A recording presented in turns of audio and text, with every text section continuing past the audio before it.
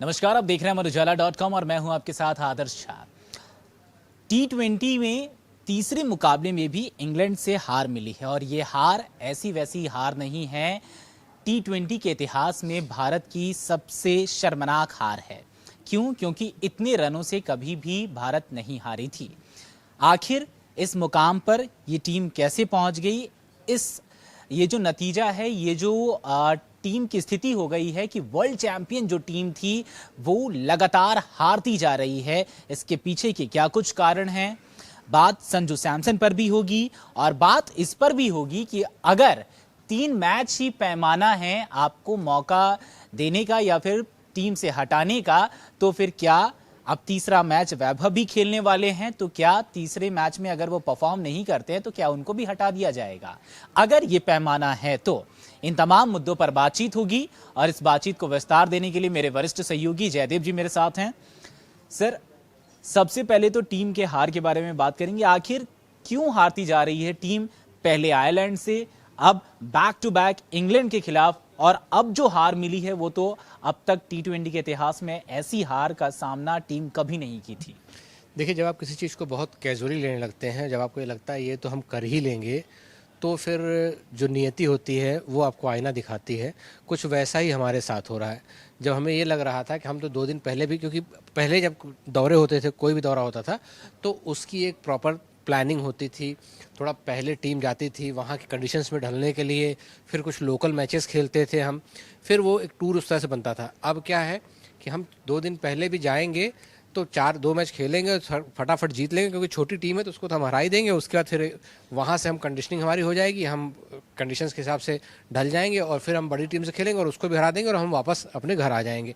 पर ऐसा कुछ हुआ नहीं जैसा सोच के ये टूर बनाया गया था, क्योंकि जो टीम बेहतर कंडीशंस को अडेप्ट करती है, जो टीम बेहतर तरीके से रिस्पॉन्स करती है, उस टीम को फ़ायदा मिलता है। वो कितनी बड़ी आप वर्ल्ड चैंपियन हो, कितनी बड़ी टीम हो, लेकिन आपको कंडीशंस का रिस्पेक्ट करनी पड़ेगी, आपको अपोजिशन की रिस्पेक्ट करनी पड़ेगी। कोई भी अगर इंटरनेशनल क्रिकेट खेल रहा है तो वो ऐसा नहीं होगा कि आप सो कर उठेंगे और चाहेंगे कि उसको हरा ही देंगे हम, तो ऐसा होता नहीं है और वैसे ही हमारे साथ हो रहा है।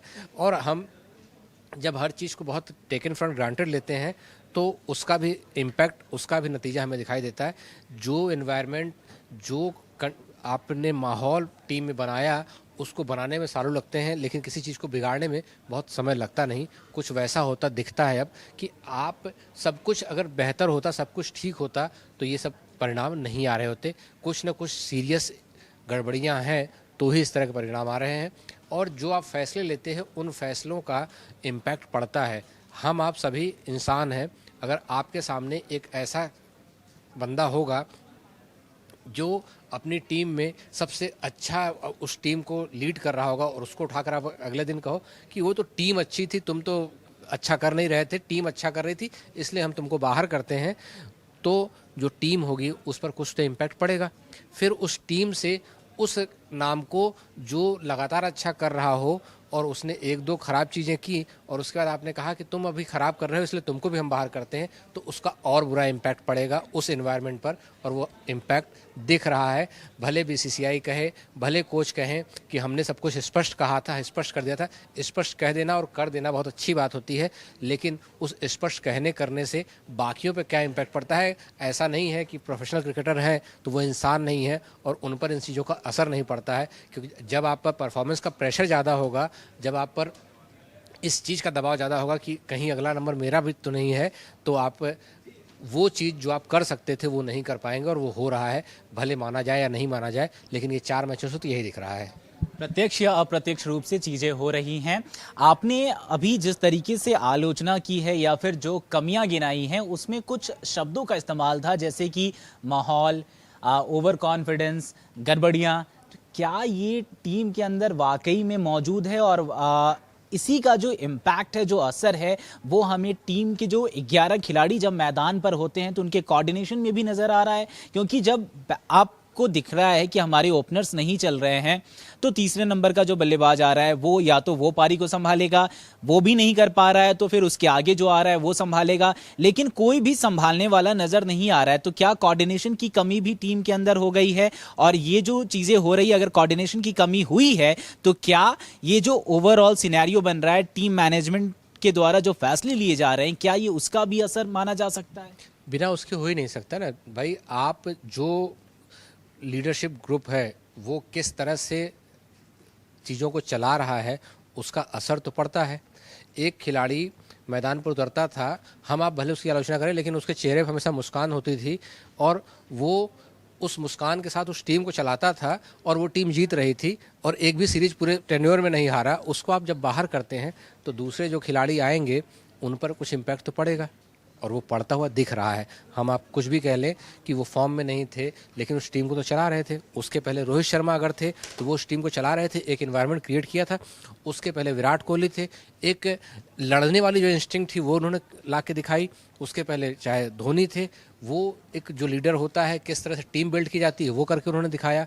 तो हम जब 2000 से अगर अपनी टीम को देखते हैं तो जिस तरह के कप्तान रहे हैं उनका इम्पैक्ट, उनका रोल रहा है। हाँ, क्रिकेट बहुत हो गई है इसलिए आपको अलग अलग लीडर की ज़रूरत है, वो भी अच्छी बात है, लेकिन उस दौर में आप कैसे उस लीडरशिप को बिल्ड करते हो वो भी देखना पड़ेगा। एक ऐसा भी दौर था जब ये सबको पता था कि आगे चल के MS धोनी टीम के कप्तान बनेंगे, लेकिन वो अभी उसके लिए तैयार नहीं है। इसको मानते हुए BCCI ने जब कप्तानी का एक तरह से ट्रांजिशन हो रहा था, द्रविड़ और सौरभ गांगुली छोड़ चुके थे, उसके बाद उस एरा में कि हाँ अभी वनडे और के लिए ठीक है, T20 के लिए ठीक है, लेकिन टेस्ट के लिए अभी धोनी तैयार नहीं है, तो कुछ समय के लिए फिर अनिल कुंबले को कप्तान बनाया गया, फिर उनको लीडरशिप में लाया गया, उसके बाद उनको लीडर बनाया गया, फिर वो सारे फॉरवर्ड के कप्तान बने। और अब क्या हुआ है कि एक खिलाड़ी जो 3 साल से टीम का हिस्सा नहीं था उसको आप लेकर आते हैं और वो 14 लोग जो उस लीडरशिप रोल के लिए सोचते, क्योंकि अगर आप खेलते हैं तो आप ये भी सोचते हैं कल को मैं अपने देश को लीड करूंगा, और वो उन सब से बाहर से कोई आकर उनके ऊपर लीडर बनता है तो उसका इम्पैक्ट तो पड़ता है। हम आप भले कहते हैं कि प्रोफेशनल हैं और बहुत प्रोफेशनल क्रिकेट है और इनके अंदर लीडरशिप क्वालिटी थी तो इसलिए इनको बना दिया जाए, मैं तो इसको सही नहीं मानता हूँ, कहीं से सही नहीं क्या मानता। ये अगर इतनी अच्छी लीडरशिप क्वालिटी थी तो फिर आप उस लीडर को लेकर आते। अगर आपने IPL को ही पैमाना मान लिया है तो उस लीडर को लेकर आते ना जो लगातार 2 IPL ट्रॉफी जिता दिया था, उसको बना देते फिर आप लीडर। अगर आप IPL को ही सब कुछ मानकर टीम बना रहे हैं तो फिर तो आप उसको लेकर आते।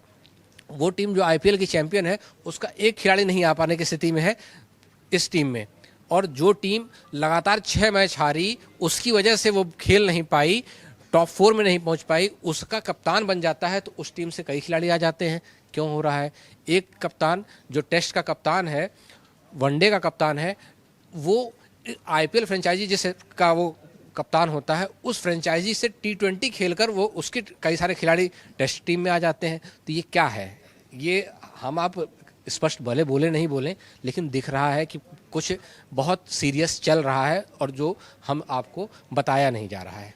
अच्छा, IPL का आपने जिक्र किया है कि अगर IPL ही पैमाना है तो मैं इस चीज पर आ रहा था कि उस हिसाब से तो कई खिलाड़ी हैं, वो चाहे कप्तान हो या फिर गेंदबाज में भुवनेश्वर की भी बात कर ले, कोई गेंदबाज हो या फिर बल्लेबाज हो। नहीं, भुवनेश्वर की जवाब बात करेंगे तो वहां पर सबसे पहला जो जवाब आपको मिलेगा BCCI की तरफ से या जितने भी मैनेजमेंट के लोग हैं उनकी तरफ से, उनकी उम्र हो गई है। बहुत अच्छी बात है, उनकी उम्र हो गई है, फिर रशीद सलामदार को क्यों नहीं खिलाया आपने?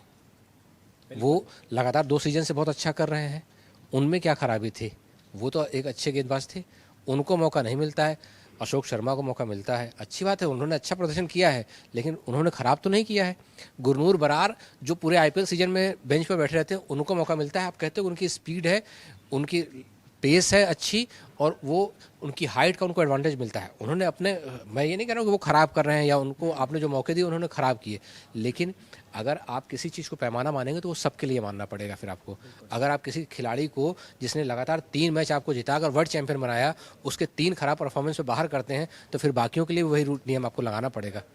ऐसा नहीं हो सकता ना कि आप एक खिलाड़ी के लिए कोई भी नियम नहीं चलेगा और एक खिलाड़ी के लिए जो आपको वर्ल्ड चैंपियन बनाया आप उसको कह दो कि आप, चूँकि आपका फॉर्म अच्छा नहीं, इसलिए आपको कप्तानी से और आपको टीम से भी बाहर किया जाता है।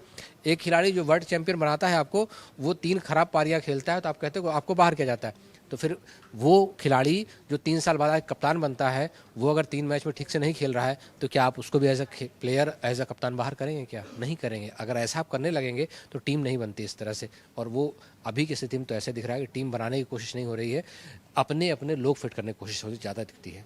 मैं इसी पर आ रहा था कि अगर ये 3 मैच ही पैमाना है तो 2 मैच तो वैभव के भी हो गए।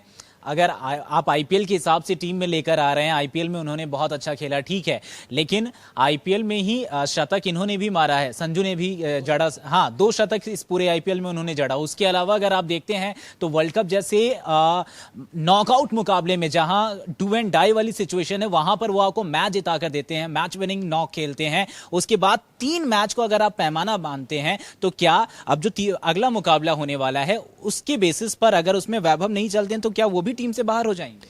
नहीं, देखिए, अभी मुझे तो नहीं लगता है कि बाहर होंगे। जिस तरह का मैनेजमेंट है वो भले वो हो, लेकिन अगर आप बहुत सारी उम्मीदों के साथ किसी को लेकर आते हैं तो उसको आपको एक मौका देना पड़ेगा। और वो जिस तरह का उनके पास टैलेंट है उसको आपको रिस्पेक्ट करना पड़ेगा। लेकिन अगर आप उनको समय से पहले चीज़ें दे रहे हो तो फिर उसका कुछ ना कुछ आपको धैर्य भी देना पड़ेगा।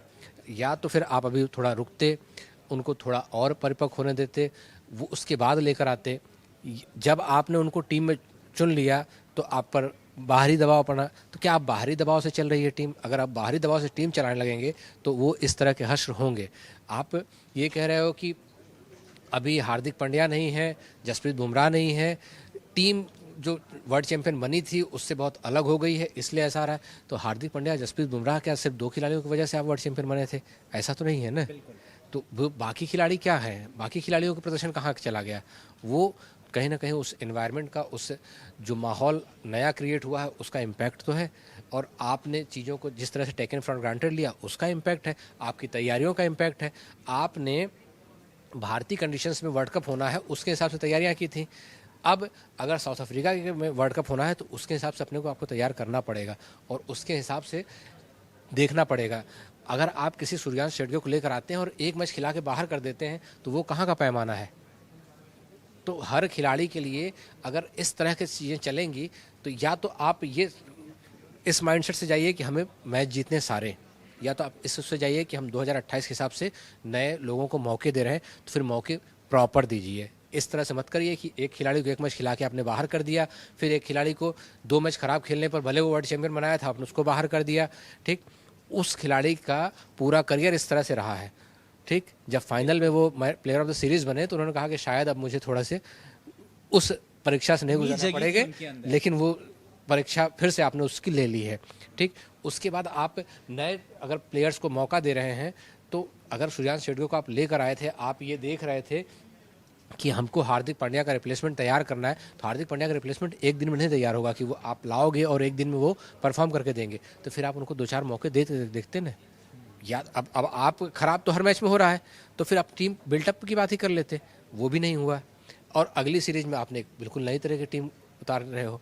ठीक, तो क्या बन रहा है, किस तरह से हो रहा है, वो एक बड़ा सवाल है। इसमें टीम स्टेबल नजर नहीं आ रही है और स्टेबल होने भी नहीं दिया जा रहा है। ऐसा दिख रहा है, ऐसा नजर आ रहा है कि भाई आप कभी किसी को ला रहे हैं, 1 मैच में ही बाहर कर दे रहे हैं। तो जो स्टेबिलिटी की जरूरत है, जिसके बाद टीम के अंदर जो खिलाड़ी आपके मैदान पर उतरते हैं, फिर जो कोऑर्डिनेशन नजर आती है, वो शायद उसी का नतीजा हो सकता है कि वो कोऑर्डिनेशन अभी नजर नहीं आ रहा है।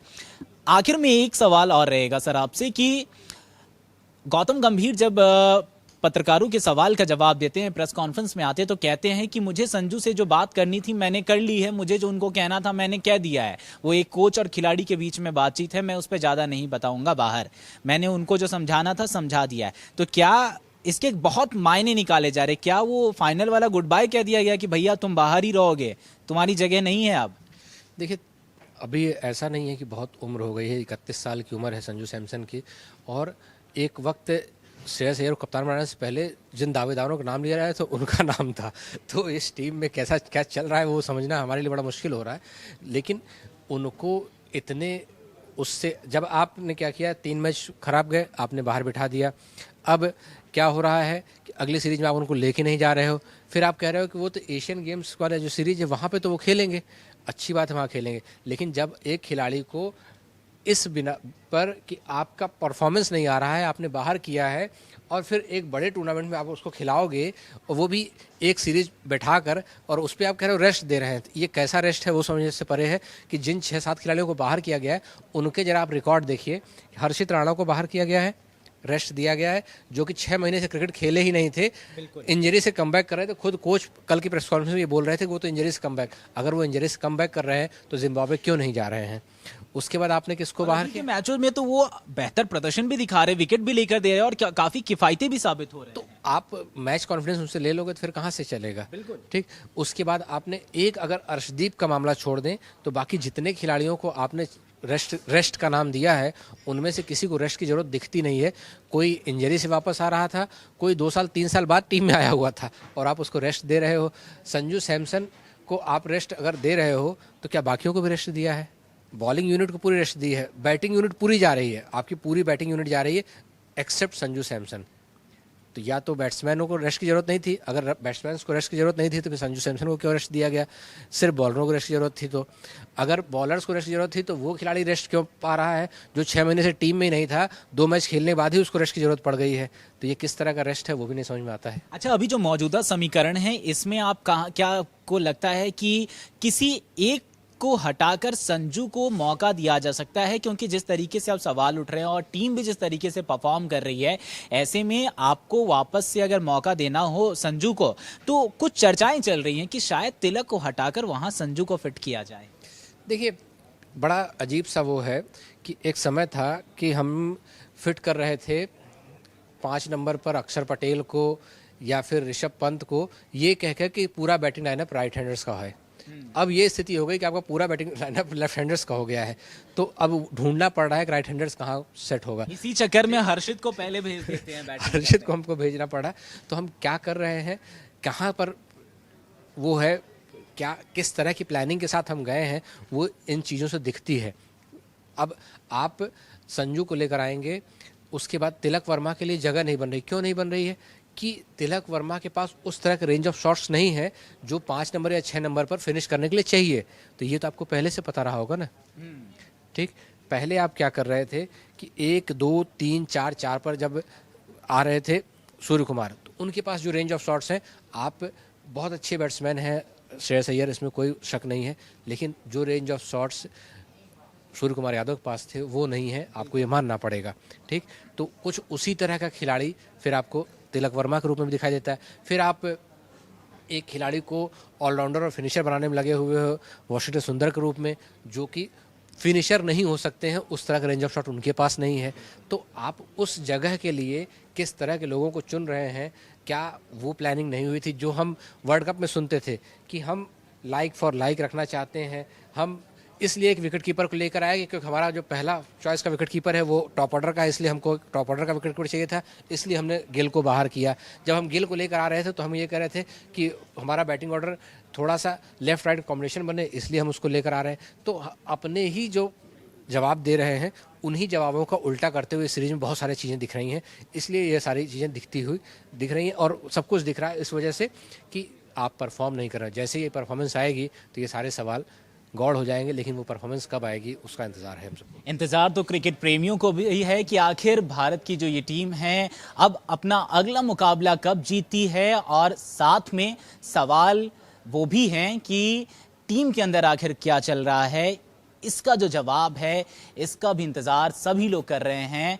और जो जवाब है वो शायद आने वाला वक्त ही देगा। वो जवाब शायद इस रूप में भी आएगा कि किसको टीम में जगह मिलती है, कौन बाहर हो जाता है, कौन लगातार खेल रहा है। अनेकों उसके प्रारूप हो सकते हैं। बहरहाल इंतजार आपको भी है, हमें भी है, लेकिन अब इंतजार सबसे ज्यादा अगली जीत की है। वो देखना होगा कि क्या ये जीत का जो इंतजार है वो अगले मैच में खत्म होता है या नहीं। बहरहाल आपको क्या लग रहा है टीम इंडिया को लेकर, कमेंट में अपनी राय जरूर देते जाए और देश और दुनिया की तमाम बड़ी खबरों के लिए आप बने रहें और देखते रहें अमर उजाला। अगर आप ये वीडियो YouTube पर देख रहे हैं तो हमारे चैनल को सब्सक्राइब कर बेल आइकन दबाएं, और Facebook पर देख रहे हैं तो हमारे पेज को लाइक करें।